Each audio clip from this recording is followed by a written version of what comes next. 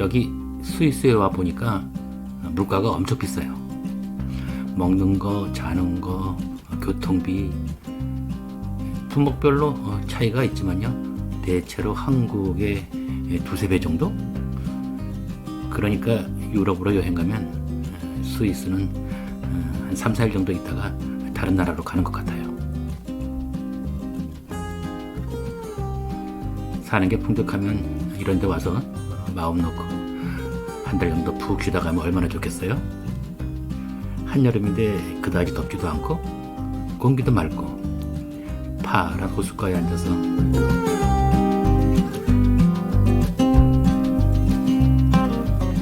지금이 8월 성수기라서 그렇겠지만 웬만한 호텔, 민박은 몇 달 전에 다 동이 났고요. 저는 이번에 스위스 한 달 여행 와서 대부분 호스텔과 캠핑장을 이용했는데요. 당일 투숙객을 위주로 운영하니까 조금 여유가 있더라고요.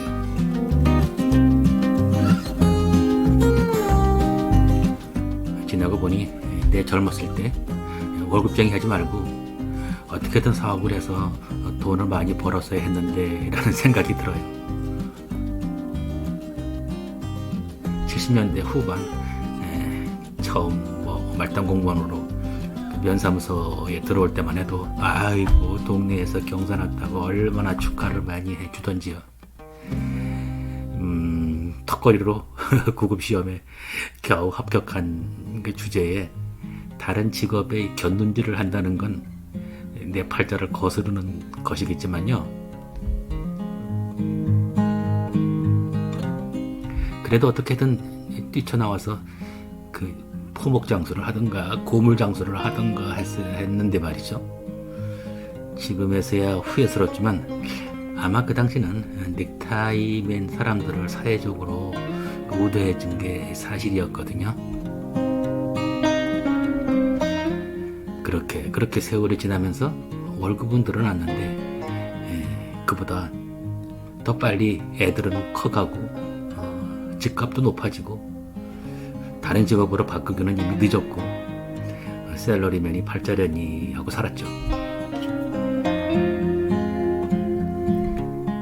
아내가 알뜰살뜰 월급을 저축해서 어렵사리 청약에 당첨이 돼가지고 그 서울 그 서대문에 그 아파트 분양을 받았거든요.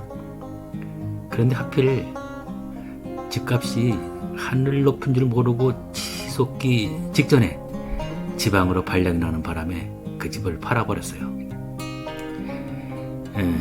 그때 집을 그대로 가지고 있었으면 얼마나 좋았을까 생각하지만 그건 지금 생각이지 그 당시는 곧 집값이 올라간다는 그런 낌새를 알아채리지 못했죠. 게다가 내노라 하는 부동산 전문가들은 일본의 그 부동산 버블을 얘기하면서 언젠가는 폭락할 거라고 자신만만하게 큰 소리 치는데 그 얘기가 어떻게 그 크게 귓전에 들리던지요.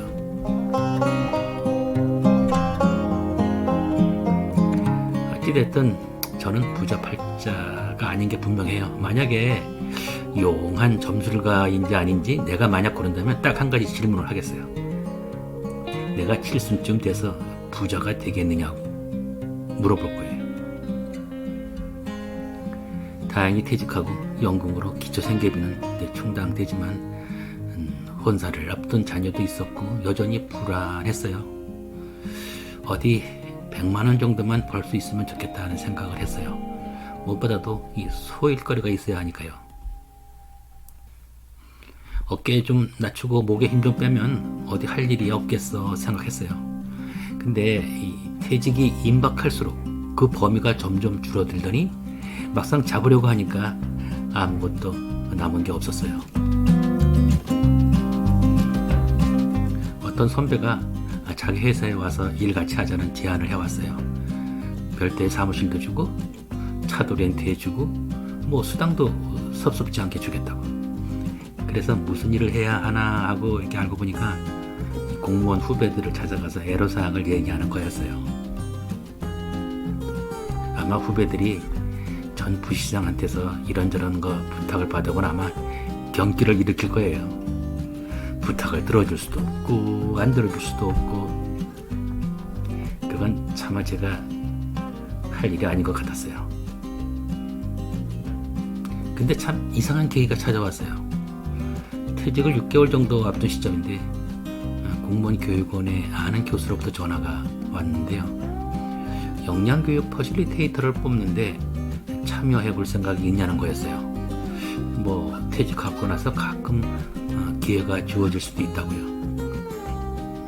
알고 보니 처음 시도해보는 제도인데 별로 참여하는 사람들이 없는 거였어요.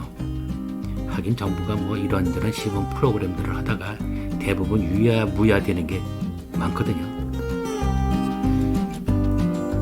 그래도 그 교수가 믿거라 하고 얘기하는 걸 뿌리칠 수도 없고 틈틈이 교수 양성 과정을 이수했어요.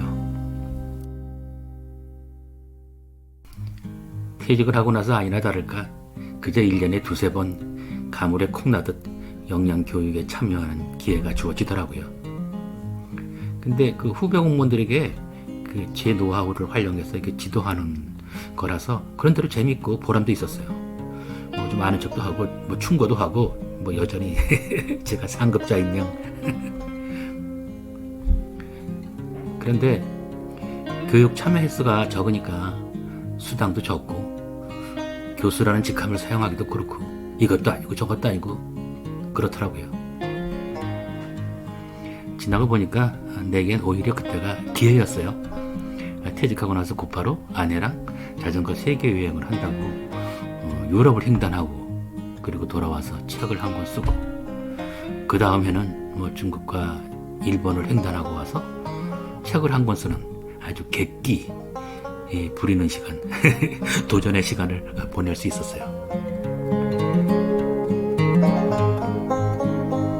마치 그 울타리를 뛰쳐나온 당나귀처럼 하여간 세상을 내 의도대로 뛰어다닐 수 있었어요. 40년 동안이나 딱딱한 공직에서 지시받고 규정대로 행동하는 것이 얼마나 그 자유를 옥죄고 있었는지 실감하는 시기였어요. 퇴직 3년 차가 됐는데 교육 참여 횟수가 부쩍 늘었어요. 왜 그런가 알고 봤더니 이 교육을 공무원들이 의무적으로 받아야 하는 것으로 규정이 바뀐 거였어요. 그렇게 되니까 바빠지고 그야말로 소일거리가 자리를 잡게 됐어요. 당초에 꿈꾸었던 어디 돈 100만 원 정도 벌고 내가 하고 싶은 일 하는 것 없을까 했는데 이게 이렇게 될 줄은 몰랐어요. 그런데도 다행히 방학을 이용해서 한두 달 정도 자전거 여행을 올 수 있는 건 내게 주어진 덤이었어요.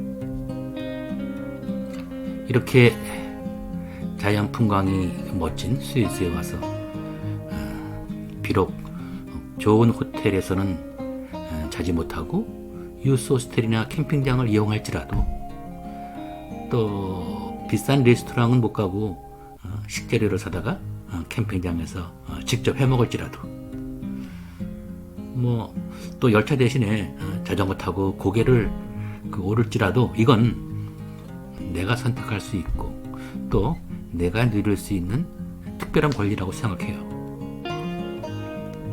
이제 와서 제가 뭐 부자가 될 발전이 뭐니 후회하면 뭐 하겠어요.